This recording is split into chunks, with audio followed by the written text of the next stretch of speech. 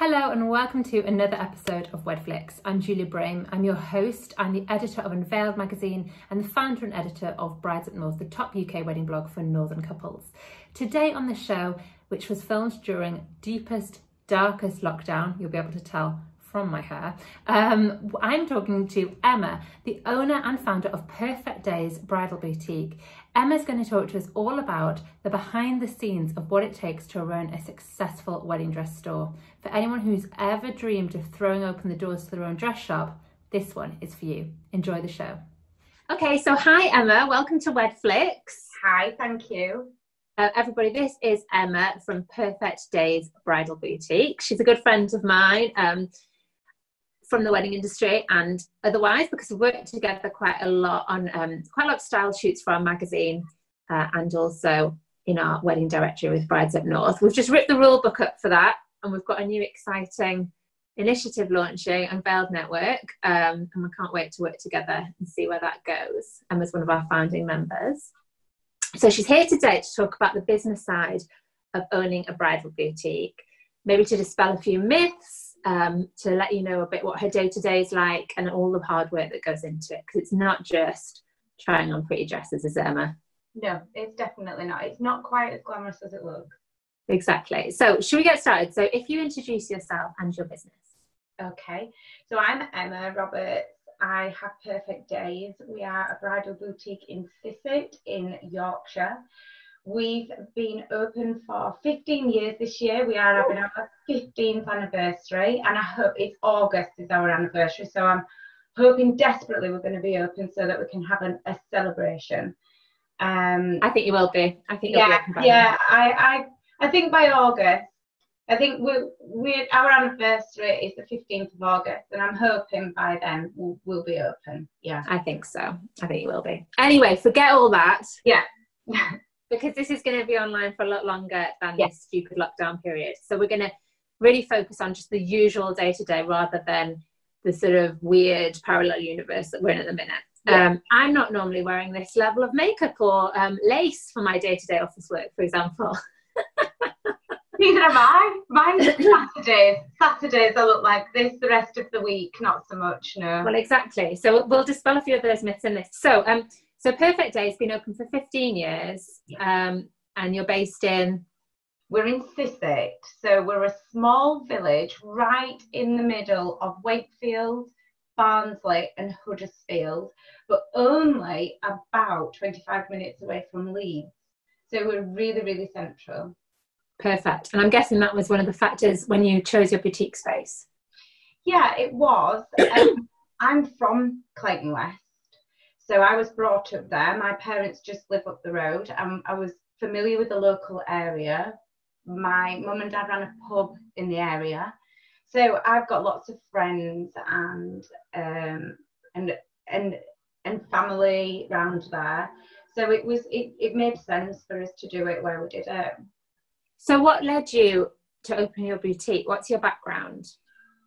So before I opened Perfect Days, I was customer care manager at Dixon Motors, Renault. Different business, but lots of skills, right? Yeah, definitely. And that will set you up for anything. If you can work in the motor trade, for me, I think you can work just about anywhere. So I worked there. I knew I didn't want to stay there forever. I studied marketing at university, came out of university, worked at Dixon's just before I got another job in marketing, in the transition period, really. Mm-hmm. And we got married, and I'm probably not, for me at the time, an average size. I'm not an average size. You know me, Julia. I am 5 foot tall, so I'm incredibly small for a bride. And when I was looking for my wedding dress, that really bothered me. That was something that really bothered me. I didn't want to look out of proportion. I wanted the right advice. And I didn't feel that the advice was there to help you, really, if you weren't standard. And no one's really standard, are they? No, and they're not. And I think that's the thing with wedding dresses. They're not a size 12 or a size 14 or a size 16. They are your size. So my wedding dress was size Emma by the time we finished with it. And it's not about a size for us, it's about a fit. And at the time, I didn't realise that. And I didn't get it. I didn't feel that bridal boutiques really, you went in, they said, pick 5, try them on, and that was it. To me, there was more to it. There was more advice to give. So we got married, and I went home one day and I said to my other half, who was then my husband, I want to open a wedding dress shop. And he said, oh my God. And little did he know at that point either. Yeah, that 15 years later we would have done it and be where we are now. So we opened in a really small unit. It was just a converted textile mill. It was one room, and my dad and my other half did it up for me. And we traded out of that for 8 years. And then we bought our own place, which is where we are now, because we needed the extra space. We grew and grew, and we needed more fitting rooms. And so that's how we got to where we are now. So what's the feel of your boutique then? What's it like when a bride comes to visit you? I hope it feels like she's going to see a friend. That's what I want for her. I want her to walk into us and see homely, welcoming, luxury. And I do think that finish and the way things are presented is incredibly important. And I think that gives her the confidence to trust us. But more than that, for me, they need to feel like they're welcome, that they're somewhere that they can enjoy being. I don't want them to be nervous when they walk through the door. I want them to be able to say, Emma, that's not right for me. And have the confidence to do that. And the only way we can give them that is if they feel confident and at home when they come to us. Yeah, and I think that it's interesting because I'm glad you said the word luxury in there as well. Because I think for all you're making your brides feel comfortable in your lovely boutique, it is a luxury setting, and the dresses that you have to choose from are the best of the best. That's the thing at Perfect Days. You really do stock some of those incredible bridal designers. And do you know what? When I first came across you and got to know your business, I maybe wasn't expecting you to have those really high-end designers because of your down-to-earth, sort of kind and gentle and nice approach. Because I'd always, well, no, this is wrong, because I knew about the industry and I knew that this is all a myth anyway. But, you know, someone might have thought that if you're stuck in those sort of labels, then you'd be sort of a bit snootier, or, you know, and it's interesting that doesn't have to go hand in hand. God, no, not at all, no. And I think that I think one of the first things on my website, it does say, we bring the luxury of London with the friendliness of Yorkshire. That's what we are. We want to be your friend. It is luxury, but there's nobody stood with a clipboard. Yeah. And that's why we get on, because that's exactly the same for our magazine. The luxury, we're up there, top of the pile, I would say. Yeah, both businesses. But we're friendly and we're fun to work with, and we're not kind of, you know. I would be bored, Julia, genuinely, if I could not go into work and have a laugh with my girls and have a laugh with my brides. And we laugh a lot. And the buzz on a Saturday, it's what I miss now. That's for sure. That is what you're missing. It's kind of nice to have a rest sometimes and a bit of thinking time, but it's if your passion's in it, then that's that adrenaline, that buzz it's like a drug, isn't it? Yeah. On a Saturday, we have 3 fitting rooms running at the same time and a waiting room. So if that's 3 brides, possibly 4 in at the same time. Well, if they all bring 3 members of their family and friends with them, then you can imagine how busy it gets. And then you've got your swap over period. So if your fittings all finish at the same time, your next lot come in. There can be between 70 and 85 people in the shop on a busy Saturday at the same time. I mean, you don't get much more buzzy than that.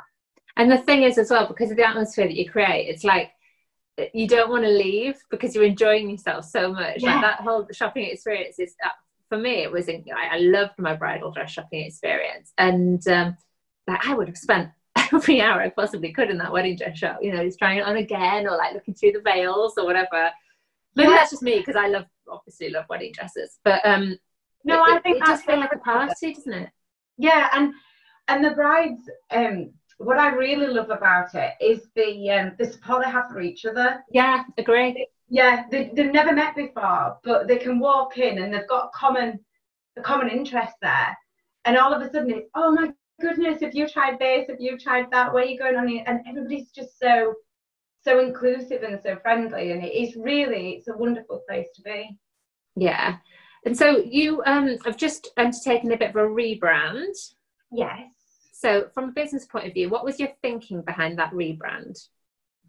Okay, so I think, especially when we do something that we do which is about how things look, we need to keep very current and very fresh.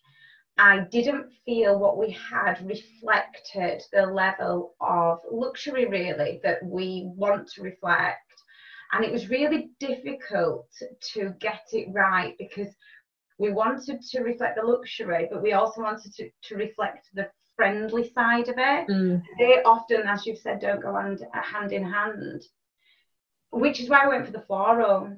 Yeah, I see. That's interesting, because actually thinking about branding, I had met you online before I met you in person. So I saw your logos, your old logos, before I met you. And I think that's probably why I didn't expect you to carry the luxury designers that you did, because that you're right, they weren't there. They weren't up to where they needed to be. And for a while that doesn't matter, because you're trading and you're doing really, really well. But as you sort of grow, and I think as you sort of get your business sorted, every touch point has to be perfect.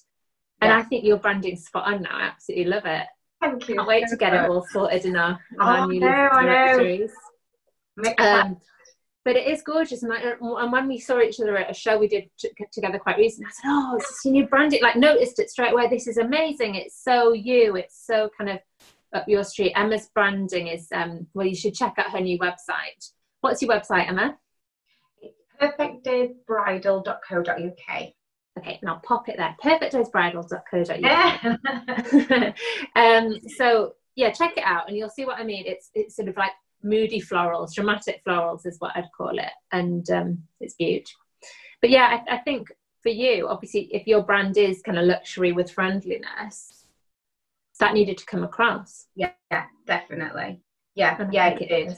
And like I say, often they don't go hand in hand. And I think when the brides come into you, they know what they're going to expect, you know, so every communication with you, every sort of like I said, touch point has been the same, and and then they're much more likely then to feel comfortable and much more likely to buy from you if people know what they're going to expect. Yeah, and they need to know that you're there to support them. I mean, you know, there are times I've sat on the phone at 6 p.m. on a Sunday afternoon after more than one glass of wine, probably, talking to a bride who was upset that she thought that when she tried her dress on, it hadn't quite looked like it was going to do, which that's what the fittings are for. They're for us, really, not for the brides. You know, they never look like they're going to do on your wedding day when they come through when we're fitting them. And sometimes that's a bit of a shock. And I've sat there on a Sunday evening, you know, talking to a lady, trying to bring her down off the ceiling, and got her in straight away on the Monday morning. But that level of support, that I promised them when they came in that I was going to be their friend and help them through it. And absolutely, that's what we're going to do. Yeah.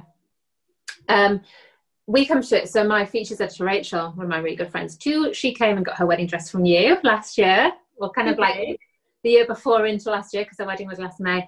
She had a wonderful experience with you. Oh, and you were her friend. And she did have fitting issues, actually. And Rachel is like probably the most perfect body shape that you could get. Try working with her. It's absolutely horrific, particularly when we go away on like sunny trips. She's there like sort of trying everything on, and I'm just like in the background. Ha, Rachel, I'm going to check you're watching this. And so, she had some fitting issues.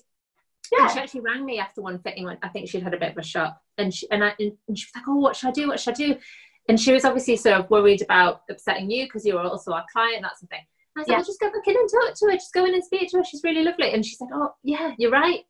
That's exactly what I should do." And she went back in, chatted to you, and everything was perfect. Yeah, which brings me right back to the reason why we need to look friendly, because without that, without her turning around and without her walking back through my door, I would have never known that issue was there. So the fact that your bride feels able to say to you, "That's not quite what I'm looking for," that without that, we can't do it. It's so important. Those lines of communication, their confidence to speak to us is the most important thing in our job. And it's more important than just that bride. So obviously it's very important for that bride, but as a business, as your business overall, you've got to remember that that bride, if she has what she feels, even if you did everything for her, but she hasn't been able to tell you, if she feels she hasn't had a good experience because of that, she won't recommend you to her friends. No. You know, she won't like sing your praises online. She won't Instagram the hell out of her wedding day. You know, it's but if she has, and she's been able to like be your friend every step of the way, you know, it's a nice thing to do, and it's a good way to live, but it's also good for your business as well to keep that communication, and it'll pay off time and time again to be friends with the people that you're serving. I think it is good for the business. It is good for the business. It's good for me sleeping, because if I have a bride who I feel is not 100% happy, genuinely, I don't sleep.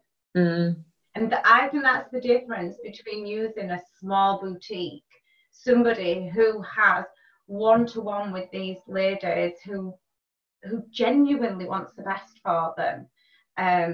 You get a different level of care, because we don't do it for the money. No. We don't. I don't think anyone really does in the wedding industry, do they? No, definitely not. Apart from maybe those big chains. But the thing is, for anyone who's thinking of setting up their own bridal boutique, they have to know like the hours that go in. They have to be prepared to bring that love and support and kindness. They have to know that it's not just like selling dresses, it's also kind of like counselling and... Oh yeah, definitely. Oh, our job is more than... I cry when, you know, it's not... You see every part of life. You see all the happy side, because everybody says it must be so happy and so exciting. It is, genuinely is. You see the heartbreaking side of it as well. You know, a lot of weddings happen quickly for reasons that are heartbreaking. Family illness or a bereavement, or there's all kinds of things that happen, and you've got to be able to cope with being sensitive enough to be empathetic with them when they come through the door, especially if everything's not going great guns for them. Can't imagine the stress they're under. No, exactly. So onto the sort of fun bit, I guess. Well, that bit's a fun bit, but this bit for me is the really fun bit. So tell us what designers you stock and what was behind those choices to get us started on this part of the chat. Okay, so as you mentioned earlier, we changed considerably over the last 5 years. 5 years ago, I looked at the business and I said to my other half, right, the children are a little bit older now. I can go out to work at a normal job if I want to.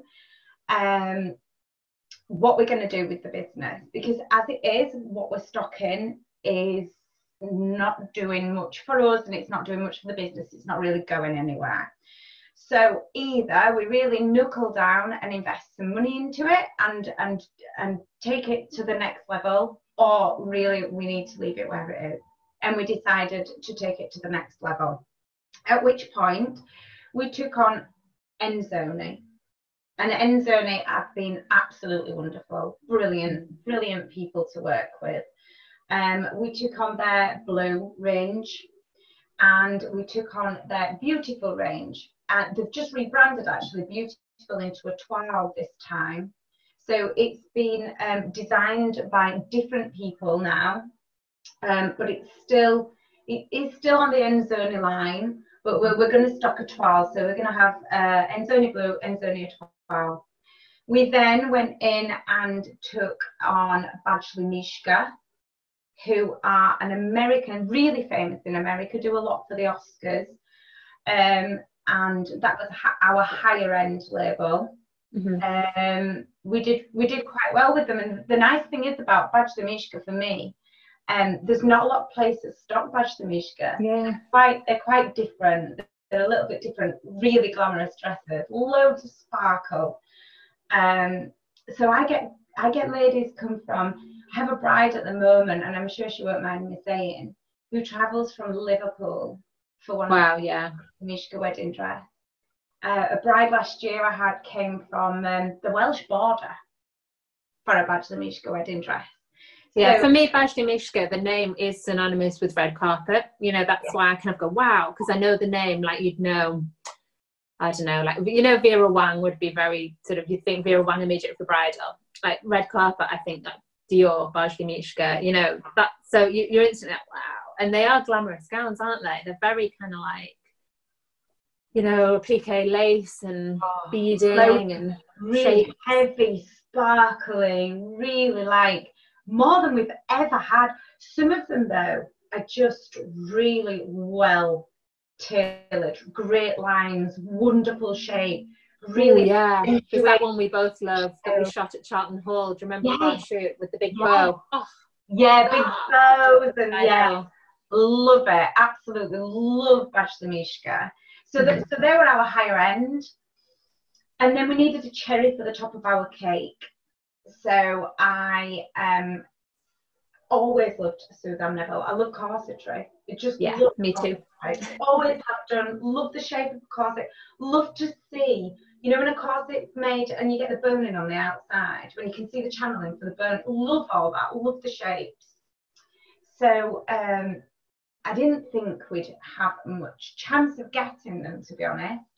But when we rang and I spoke to them, they had a look at the website and spoke to me and asked a few questions and vetted us.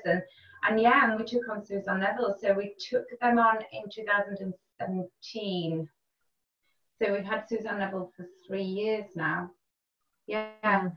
So, and then we needed something a little bit, Spanish really. So we took on Rosa Clara, which is who made Rachel's wedding dress. And we don't have loads and loads of designers because for me that business model doesn't work. We have a few really good designers who we have really good relationships with. So why does that business model work for you with less designers? It's a lot to do with the minimums you're expected to buy. So I sometimes in bridal, I think the thing that people don't realise with bridal is every single piece you see in the shop is bought and paid for. So every dress in our shop and our boutique, it belongs to us. We paid for it. They don't come sale or return. We can't get money off them. We don't get them cheaper because they're samples. They are all bought full price and paid for. So each designer asks you to take on a minimum amount of dresses to represent them in your area, which is fair enough. But in exchange for that, as a rule, they wouldn't let somebody else take on their designer as well, so that you haven't got competition breathing down your neck. Yes, you have like the exclusivity for the area. That's right, yeah. So in theory. In theory. Although you can buy, you could get an Enzoni Blue from me, and you could find one in Leeds and Harrogate and all those other places. We're not on each other's doorsteps. It works for you then to have a minimum amount of dresses coming from the designer and a minimum amount of designers, because then it's kind of controllable, isn't it? Yes, because if every designer asked you to take 7 pieces and you had 6 designers, that would be a much bigger number than if you had just 4 or even 3. And that's the problem. It is less choice for your brides, but if you're good at what you do and you choose the right dresses for your boutique and your bride, then there's enough to choose from. Well, exactly, because you have your sort of bride in mind, or the sort of bride that would come to your boutique. Even though every bride can come to a bridal boutique, it's more likely that like a certain type of bride will be shopping with you because they like your style, they like your approach, they like your designers as well, because brides are getting savvier about designers now than you just go to a shop. I mean, some people do just go to a bridal shop, they don't know any bridal designers, but I think in this day and age where kind of the blogs have been more prevalent, more of a thing like on Instagram and stuff, I think people sometimes do have an idea of their designers, don't they, beforehand? Yeah, things are very different now to when I opened. When I opened, we didn't 15 years ago, we put an advert in the Yellow Pages. Yeah. And that was it. It was it. We did an advert in Yellow Pages, one in the local newspaper, and 13 wedding fairs in the spring. And that's how we got people through the door, which is fine. It gave them a small snapshot of what we were, but not really. These days, before a bride walks through my door, she knows she likes how we sound. She knows she likes how we look. She knows she likes the kind of dresses we've got. She knows our taste is very similar to hers. Like that first part it's done. She's chosen us. We've not enticed her in almost. She's chosen us out of all those that she's got to choose from, which is half the battle. But you have enticed her in through your messaging. So, you've appeared at like the right wedding shows, you've worked with the right brands, you've put the right branding out there, you've got the right designers in your shop. It's just sort of maybe intrinsic now, you've been doing it so long, but it's, for someone starting out, that's a very definite strategy that they should be choosing, like what their brand is, how they want their brides to feel, therefore what brides are they attracting. Yeah, that and sort I think of thing. the most important thing is, for me, you can't be everything to everybody. Yeah, and I don't think you can fake it. You've got to keep it real. So there's no point, like, if you're really classical in your own taste, trying to be alternative just to be cool. No. Obviously you can sales is a process all of its own, but it would help you to sort of stay true to your own predispositions, I guess. For me, I know a lot of people wouldn't agree with this, but bridal for me isn't about sales. It's about presenting what you've got the best way. A wedding dress genuinely should sell itself. If it doesn't, I don't want that girl buying it, because I don't want that upset bride 3 months before her wedding. If she finds her dress with me, I want that to be a genuine, oh my goodness, I could not have that dress. And that becomes a lot easier when you've picked the right designers, and from those designers, from that collection, you've selected dresses that will suit like a number of different body shapes, a number of different sizes, a number of different, it's all about sort of being clever in your selection, really, isn't it, from the designers that you're working with? Yeah, absolutely. And it's hard. Yeah, and 15 years in, I still have some absolute bloopers. Yeah. Because you'll be watching a catwalk show. So like Suzanne Neville puts on an amazing catwalk show, not this year, but every other year at Home House in London, or it used to be the Tower of London, didn't it? Yeah. And like she sets the mood so beautifully with the scenting and the lighting and the music. It's like, I cry at every I do. I cry. But you really buy in. I went to Swanson, came down, and Rachel and I always speak about Swanson. Swanson came down the catwalk. I had goose pimples all over me and just burst into tears. Yeah. But that's the magic. That's her brand. So she's like selling you her brand. But you can't. I think it'd be easy to make mistakes because you're taking in so much. You've got your crib sheet in front of you with all the designs laid out to help you. But I'm lucky, I'm press, so I just have to kind of like think about what I'm going to do with those dresses in a creative way, or how I'm going to write about the collection. But you have to actually buy those designs, and sort of out of about what, like 30 to 50 dresses, you've got to pick 7 as a minimum. Yeah. Hard. Yeah, hard, really hard. Yeah, when you want to take them all home. So what is your buying process? Which shows do you go to? Where do you see your dresses before you're buying them, or have you kind of narrowed it down now? Because that could rack up quite a bit of cost. It's fun, but it can rack up some cost. Yeah, it can. Yeah, yeah. So I go to London now. It used to years ago. I used to go to Harrogate because that was really the place to go for, which was great for us in the north, wasn't it? But they moved everything to London. Really, the big things have gone to London. So I buy at London. I buy the Suzanne Neville at London, and I buy some of the Enzoni at London. The thing is, the Enzoni where they are is always so busy that I'm buying across 2 collections with them. So what you've got to think is, I like to put my initial orders in and then have a look at them laid out in front of me, and then have a look at the rest of the collection, because although you're not buying for you, and you've got to be really aware that it obviously it's your taste, but not everything's probably what you'd wear. You've got to make sure that when you do buy them, you're not buying 2 of the same. Yeah. If that makes sense. Like, it does, yeah. Yeah. If you go in and you think, oh God, I absolutely love a lacy fishtail, you can end up coming out with 80% lacy fishtails and only 2 A-line dresses. Yeah. You're not buying for you. You're not buying for your taste. You're buying for your bride. Yeah. Just to clarify, because we're just chatting like London, Harrogate, blah, blah. So for those of you who are new to this, London is a big trade show, London Bridal Fashion Week, and it incorporates a smaller show called White Gallery. And Harrogate is the Harrogate Bridal Show, again a trade show. London's generally in March now, and Harrogate's in September. And what happens at those shows is the designers or labels have set areas, big sort of show areas where they're showing off their new collections. There's also fashion shows and things like that. Also around those events often pop up, like the little ateliers will host their own, very naughty, but we all still go. They'll host their own little pop-ups. And there's another not affiliated, but another successful show called One Fine Day Bridal that also hosts at the same time in London. So there's lots for the buyers, for the shop owners to get round, particularly if you're looking for new labels. But you're pretty happy with your labels right now. Yeah, yeah. And like I say, I wouldn't take on extra just for the sake of having a new name. For me, that doesn't work.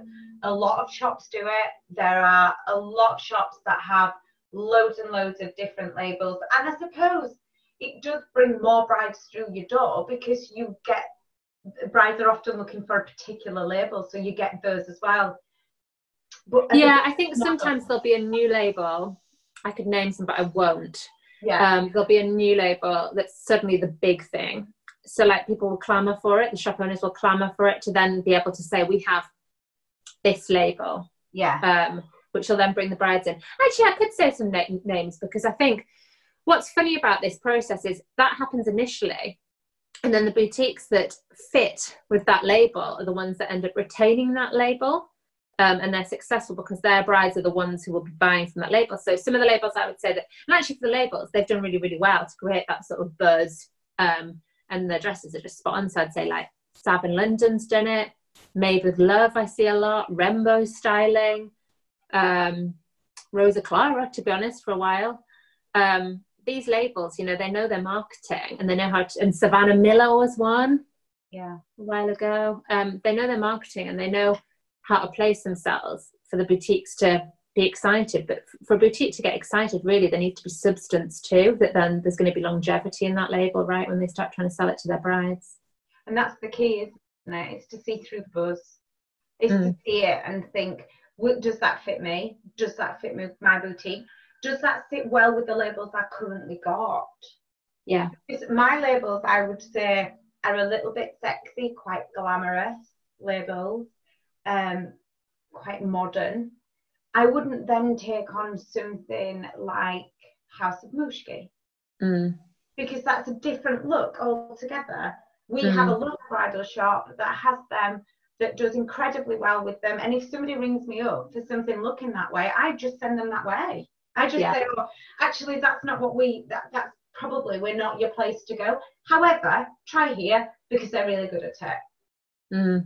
And yeah, it's about knowing your brides, knowing your market, knowing your taste, and catering for that. And you're right about sort of not taking on 2 labels that would step on each other's toes too much or be too similar, because it'd be really easy, say, to fill a boutique full of, you know, boho styling, could do that in an instant, as long as no one in your area had them already, obviously. Because that's also what creates the urgency, is, oh, shop next door is really interested, better get your minimums in, you know? And you just got to be kind of cool about it, right? Yeah, you've got to be really level about buying. Yeah, you can get into it really quickly. Yeah, definitely. So what's the process then? Once you've decided on the dresses you're going to take, how long is it before they're then on the rails in your boutique? Well, we wait a really similar amount of time to what our brides wait. So about 5 months before they come through. However, some designers have cottoned on to this. The quicker, because of Instagram and Facebook, the images are out there in the public eye really quickly now. So brides are then ringing up for these dresses. Oh, can I try this? Can I try that? Because they're seeing these images come time and time again.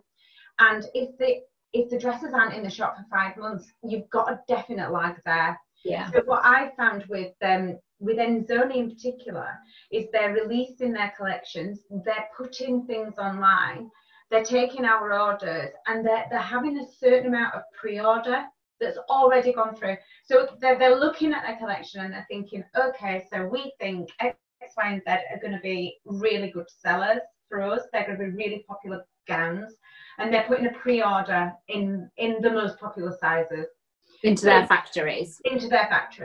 And then we're getting delivery a little bit faster than if we would have our normal 5 months.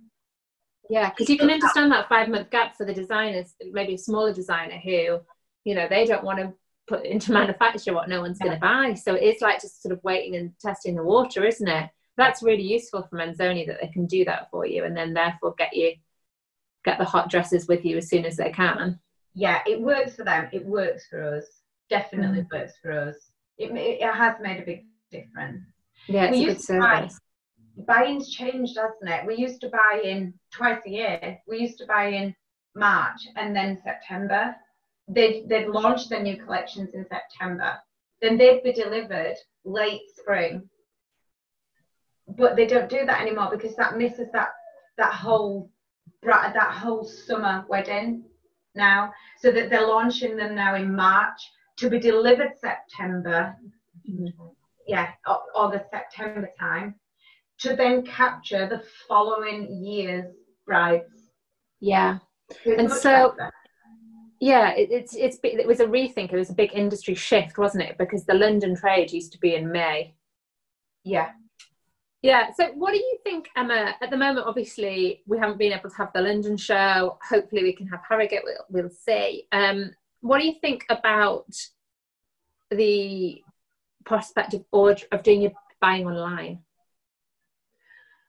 Okay, well, this time I have done some buying online. I've done some buying from photographs. I think when it is a label that you know and trust, and you know the quality and the finish, because that's so important, then go ahead. For me, I think, I'm more comfortable with that. Mm-hmm. I wouldn't take a new label on from online pictures. I have been stung before. Yeah. That's interesting. So would you then, say with Suzanne Neville, me and you are very, very familiar with their materials, with their finish, with their structure, very familiar. Yeah. To the point you could pick one out, definitely, of a line of quite similar dresses. I could do the same. Yeah. So would that ever then, for you, would online shopping ever replace actually going to these trade shows for certain designers? Or would you still want to go if everything was normal? I would definitely want to go to the trade shows because I pick up so much more than just my own designers. I do more there than buy. Yeah.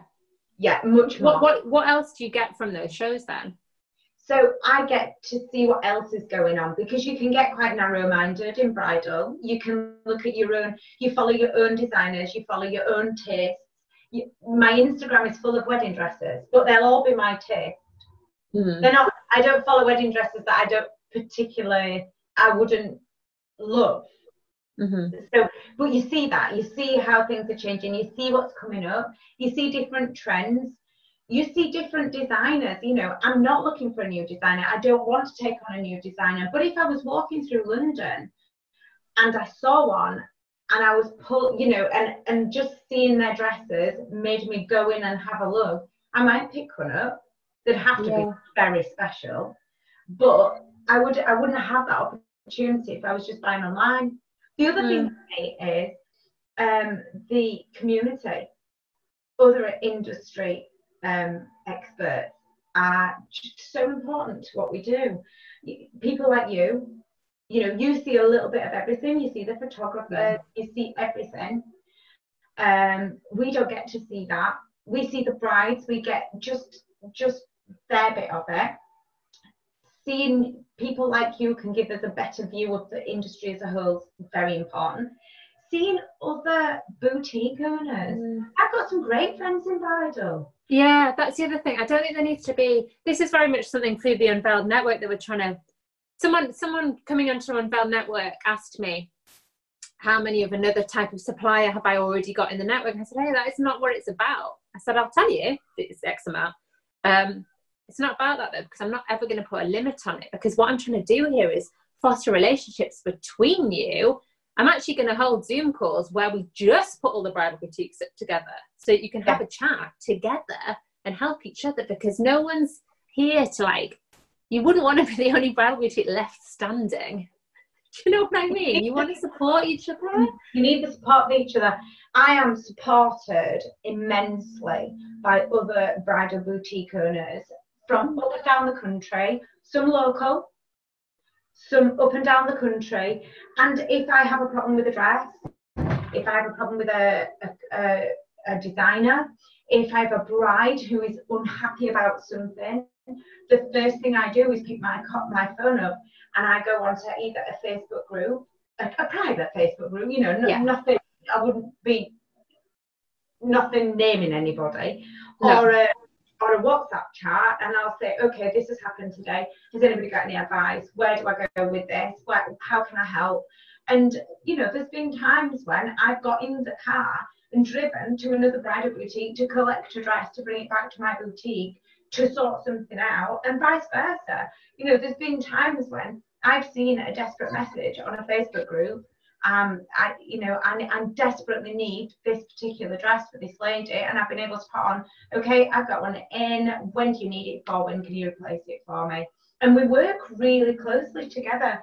We are independent bridal boutiques, but we do have each other's back. We have to. Yeah, it's so important. I think anyone kind of coming to any part of the wedding industry, you just can't do it. I hate it when people pretend that they're going to work with you and then they're stabbing you in the back, or, you know, or they're not being genuine. You get found out and then you wouldn't work with those people again. It's to come to it in a genuine way, and you'll learn so much from others, and you'll have a laugh as well, because what is life about if it's not about having fun? It's not just all about, like, profit margins, is it? It's like, gosh, no. You know, it's about kind of just being a good person. Yeah.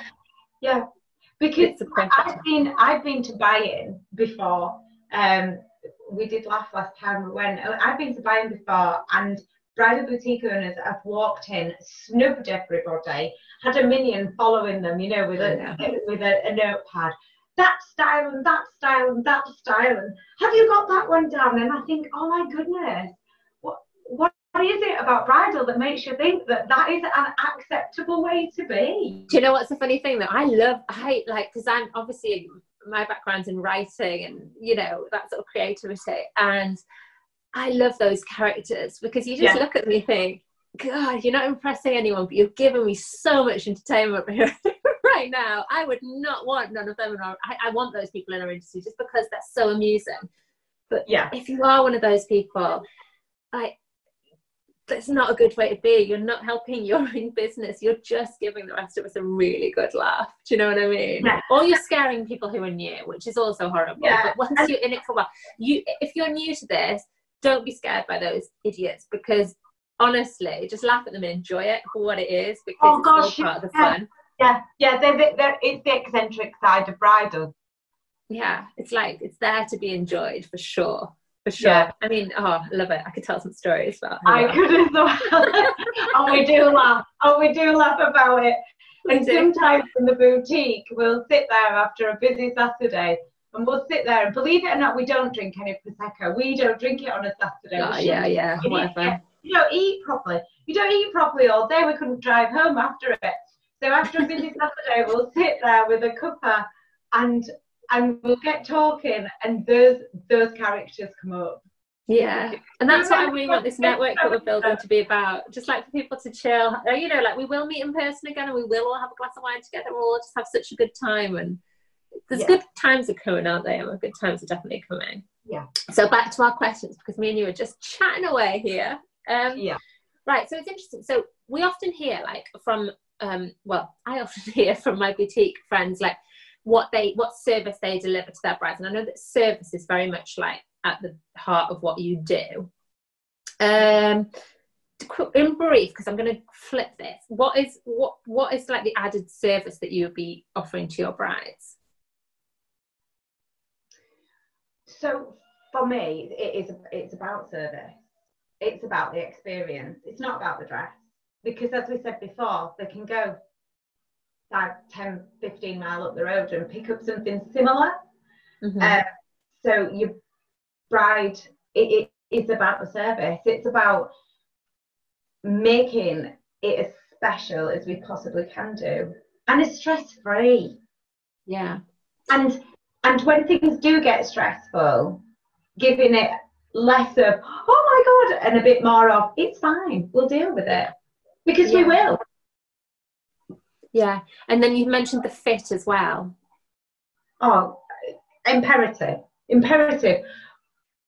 But I don't generally talk about the fit with brides, because that's, for me, that's what we do anyway. That's to do with us.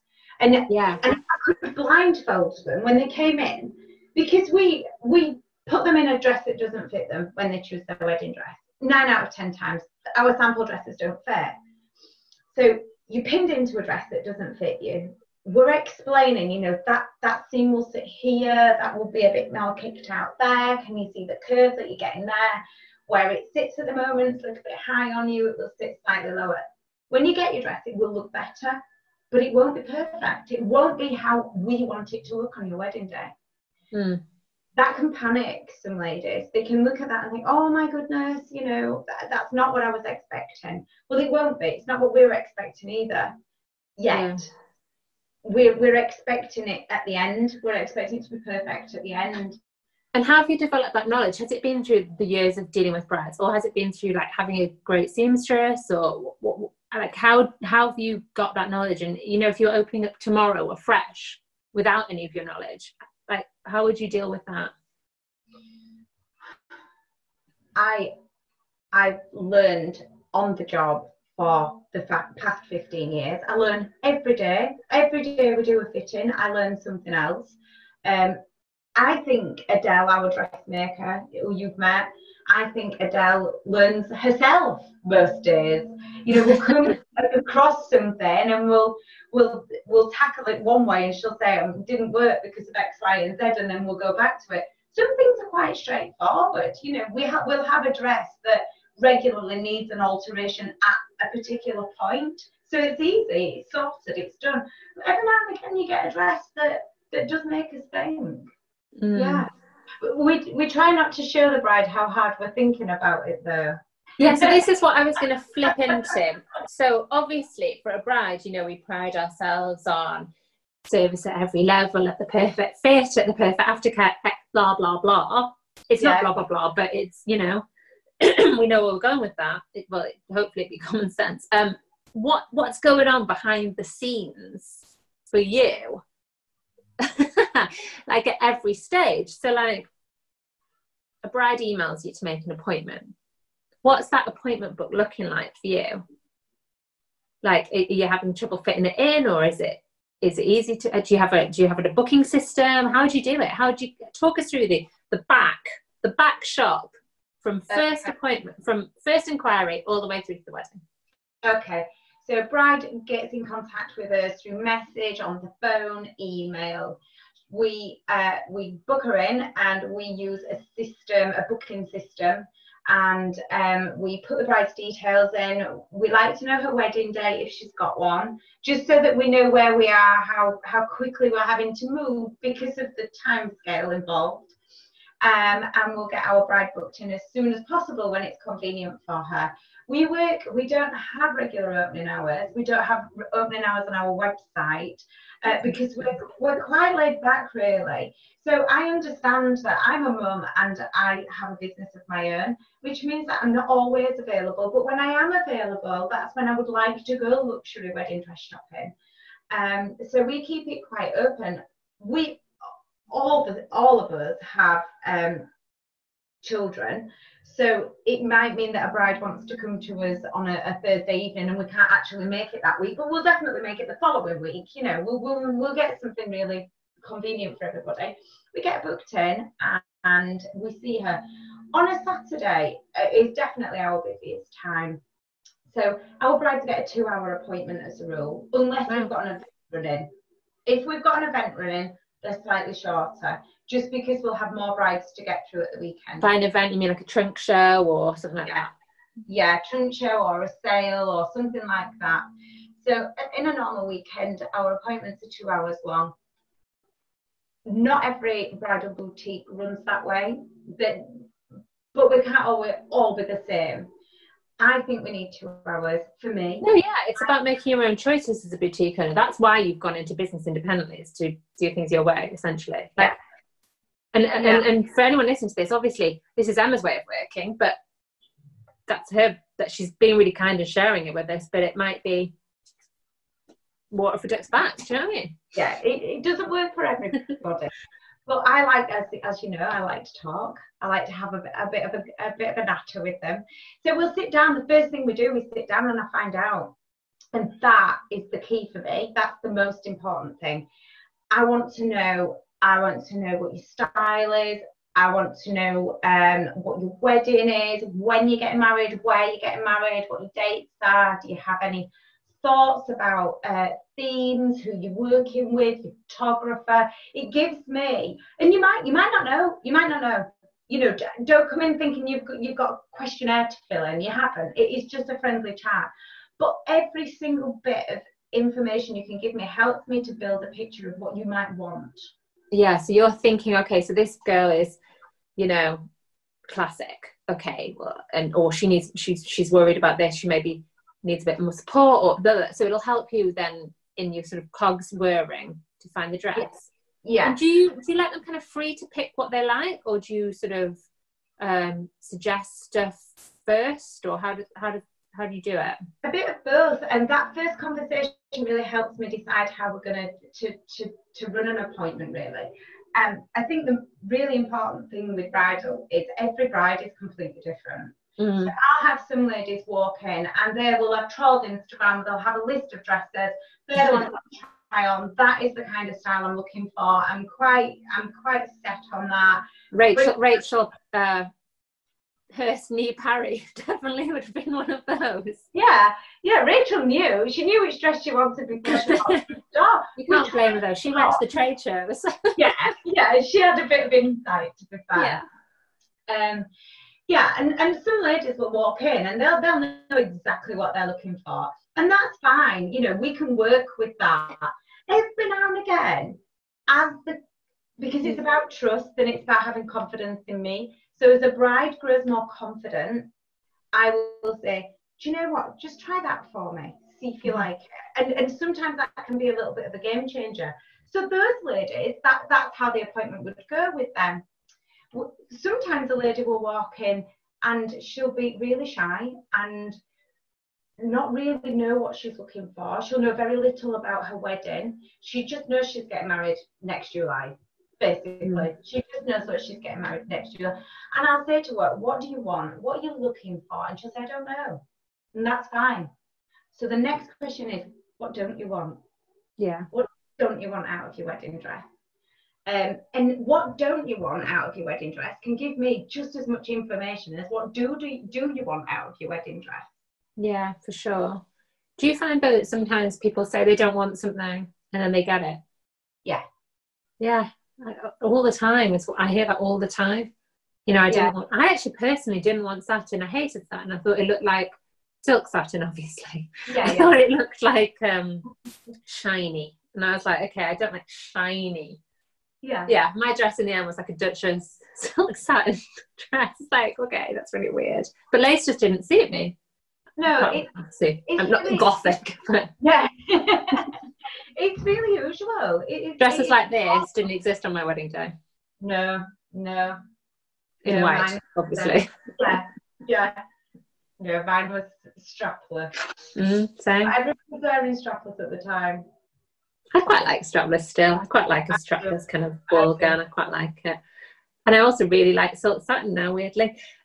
So once you're getting them in the dresses, how do you I guess, well, you don't like sales, but how do you kind of close the sale, and then what are the next behind the scenes steps? I'm interested in kind of like what the behind the scenes steps of them choosing the dress to then like getting it back in boutique, getting them in for fittings, that sort of thing, what you've got to do.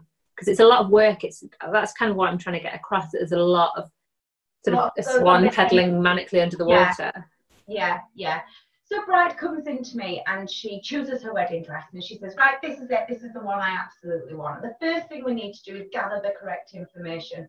So I need wedding day, actual wedding day, if we've got one. Sometimes we don't. Sometimes we just have to stick them at the front until we get one. Actual wedding day. We need to know colours come in, dresses come in different colours.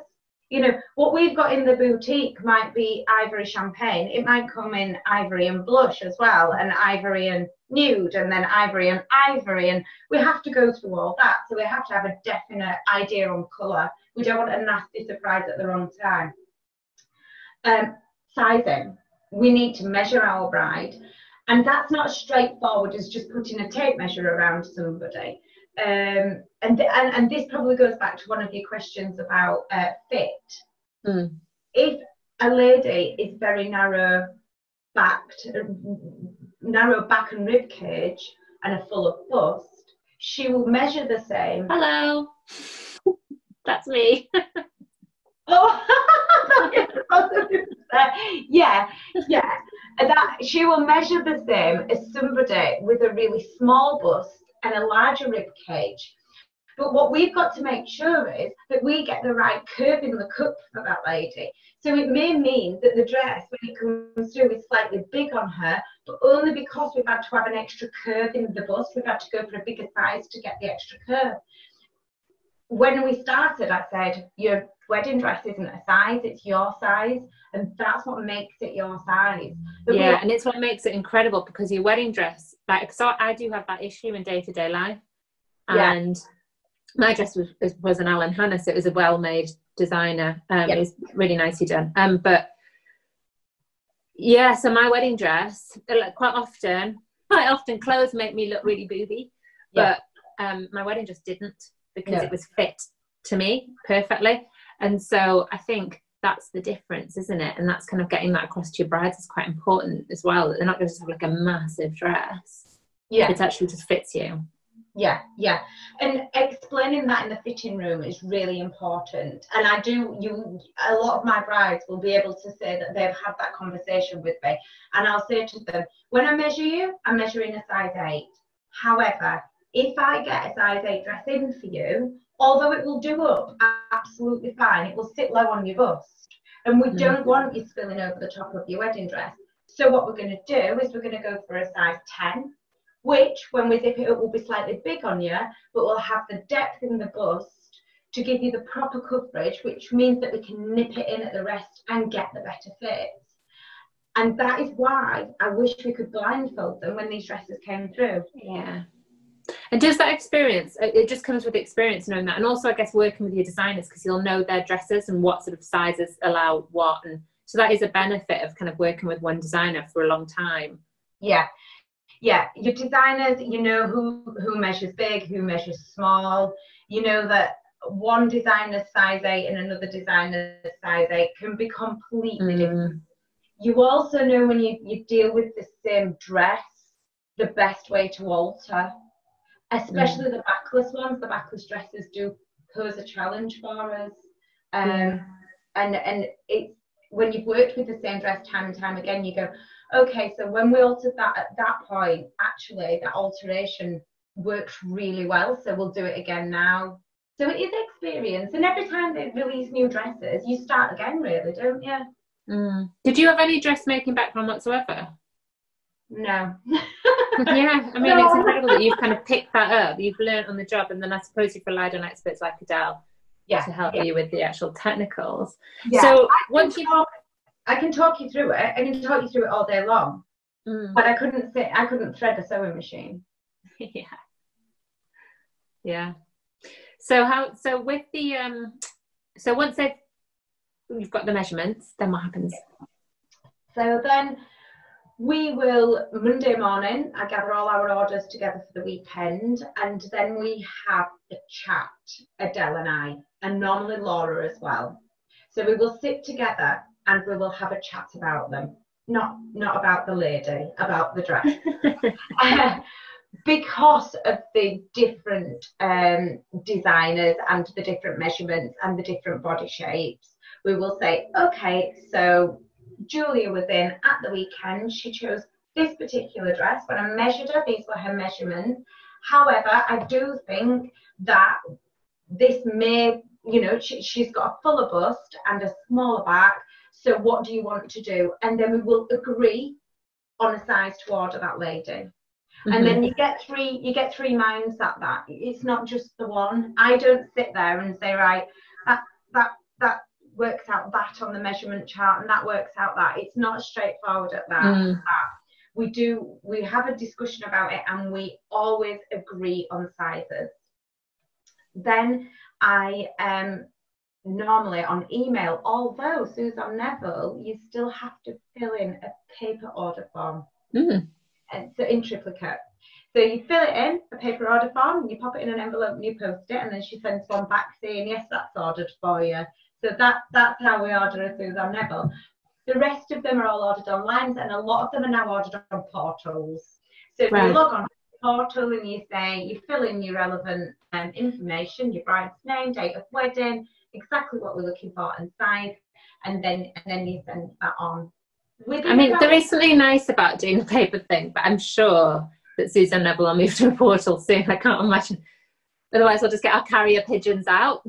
Yeah, it is really bizarre. It's quite nice, isn't it? That old sort of force, right? Yeah, I don't know. Yeah. Maybe we'll see a shake-up soon. Yeah. You get your bit of paper back, and you put that in like a receipt, and it different way of doing it. Old school for sure. But then it's quite sort of heritagey, so it's kind of like you don't want to lose that as well, isn't it? It's kind of, I don't mind it. I really don't quite like it. Yeah. So then the dress is ordered, and then what's the gap? So this is like, obviously this is a repeating process, so you're doing this all the time. Yeah. So we have generally a gap of about 16 weeks to 20 weeks before these dresses are arriving with us. Although some ladies get married at short notice, and then we'll deal with that in a slightly different way. We'll put those orders through slightly differently. When you're working with good designers, for example, Suzanne Neville will make a dress relatively quickly for us from scratch. They're made in the UK, they're made in the UK, they're here. If we need a dress desperately, they'll get one sorted out for us. Our bigger manufacturers, such as Enzone, do carry a certain amount of stock. So if a lady comes to me and says, I'm getting married in 6 weeks, Emma, can you help me out? I will say, right, let's have a look through the dresses and we'll see if we've got any stock. Enzone also have stock in Europe and in South Africa, and if we desperately need one, we'll pull a dress from almost anywhere for a bride. So they will bend over backwards for them. So once that dress comes in, then are you then does like the fitting process that we've sort of talked about already start? Yeah. So what I would do is I request dresses to be delivered into us, because if I request it, if they all came through in 5 months, some of these ladies aren't getting married for 2 years' time. So there's no point me storing these dresses I wouldn't be able to move for wedding dresses. So I request dresses to be delivered to us about 4 months in advance of a wedding, ideally. At which point we will get hold of our bride and we'll invite her in for a styling appointment. And a styling appointment is where they come and they see their wedding dress. They have an hour in our viewing lounge, we call it. So that's where our styling appointments carried out. It's quite private. They will put their own wedding dress on and they have an hour in there and we're on hand, but they can look at jewellery and their shoes and they can bring their friends and they can have a glass of bubbly and they can bring their bridesmaid dresses if they want to try on with it. And that is their time to really enjoy being in their wedding dress. And I think that's really important. Yeah, it's a really nice touch, that. I really like that. Yeah. So that is our styling appointment. They can do anything they want in that appointment. If they want to order veils, tiaras, we will do all that at that point. But just enjoy being in the dress. That's an hour long. Half an hour of that is booked in with Adele. So half an hour into your appointment, she'll bob her head round the door and she'll have a look over and she'll say, okay, we need to do X, Y, and Z with that dress. She'll then know what she's doing with fittings and how soon we need to start them. So this is 3 months in advance of the wedding. If the lady comes to us and her weight's relatively steady, we can do the fitting. We can get it, and she's got her shoes with her. We can get as much done as she wants us to, and then bring her in another month's time or 6 weeks' time for a second fitting, and then they're not all crammed in together. But some ladies will say at that point, okay, well, I've 3 months still to go to my wedding and I've been losing weight and I've still got weight to lose, or I've just had a baby, or for whatever reason, I'm going to have a baby. Yeah. They fit those the week before. 1 week before is fine. Yeah. 3 months before? No, definitely not, no. Yeah.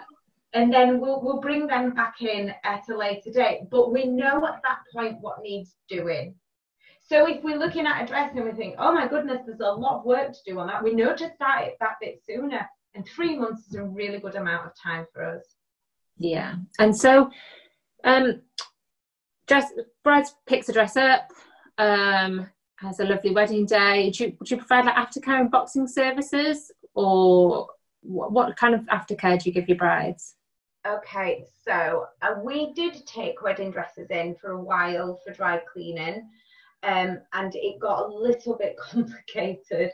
So now what we do is we recommend somewhere for the brides, and then they can take them themselves.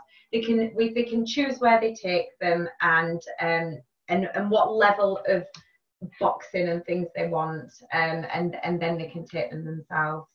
Yeah, and I'm guessing you ask them to send you like a picture from their wedding and like maybe a well, you don't ask for a thank you card, but you might ask for a review once you've had a thank you card, or to use it on your website, on your social media, that sort of thing, just to kind of keep that. I always say to my brides, please send me a photograph. The thing is that you don't realise, we don't see you on your day. We know everything about it.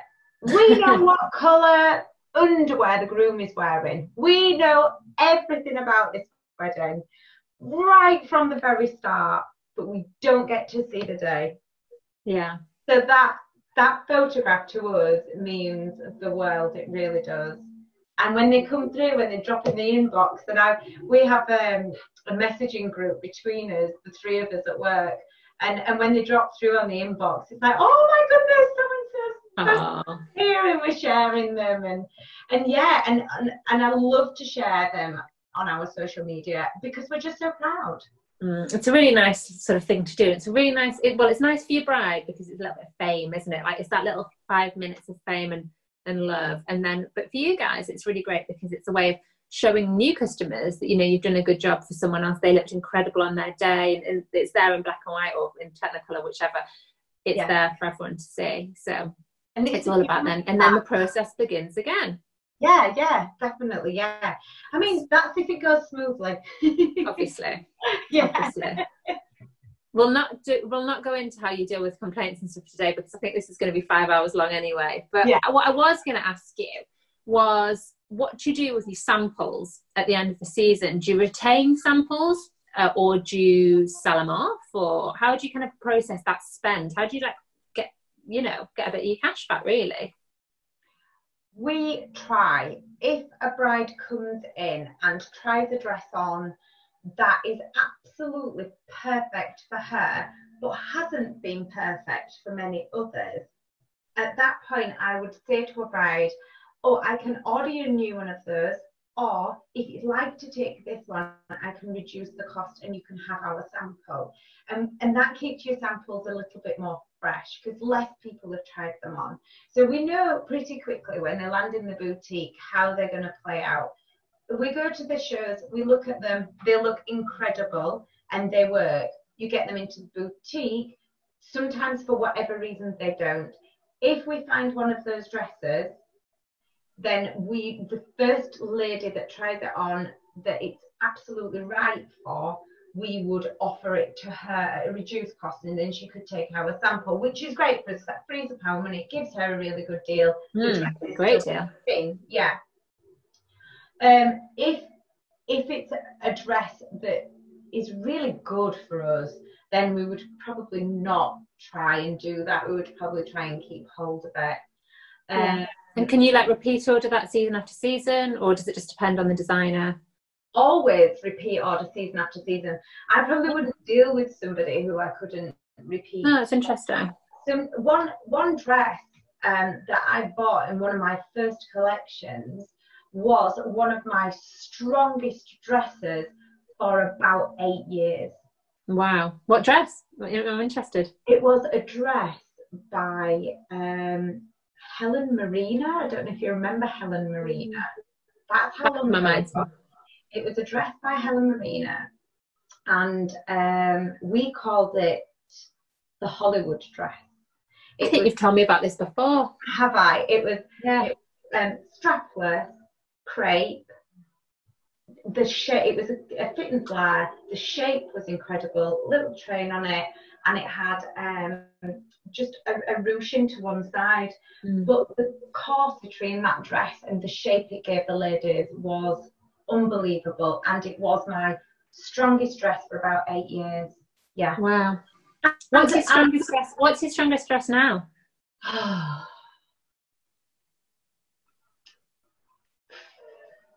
Hard one. Yeah, it is a hard one. Up until the beginning of this year, I would have said Enzoni Jewelry. I'm going to look that one up. Yeah, you'll know it. You'll recognise it. I know I will. Yeah, you'll recognise it. A really good one for us at the moment is Enzoni Leslie. I think I know which one you mean with that one. I think we've had them in the mag, right? Yes, you will have jewelry. Yeah. I think we have, because I think I edit and spell check the whole magazine, which is an absolutely horrific job. And also being a magazine editor is not as glamorous as to think. I'll tell you that for. It's not. I think I had to spell check that because I was like, not sure of this spelling, because it's like DRU, right? JURI. Yes, we've definitely had it in the magazine. Yeah. Yes, we have. Right, interesting. So, top tip for someone, just the biggest tip you could give for someone who thinks, wow, I'd love to run a wedding dress boutique. Top tip. Oh, that's really, really tough. Don't overcommit. In what way? In samples. Yeah. Choose what you're going to be. Keep it narrow. Stick to it. Do well at that. Yeah, and don't be pressured as well. Don't be pressured, and don't think because them down the road are doing boho style, you've got to put a bit of boho in. Let them do it. Let them do it, because them over there are doing vintage. Let them do that. You do what you're good at. You do your taste. You can't do well at something you don't love. Yeah. What's been your biggest regret as a boutique owner?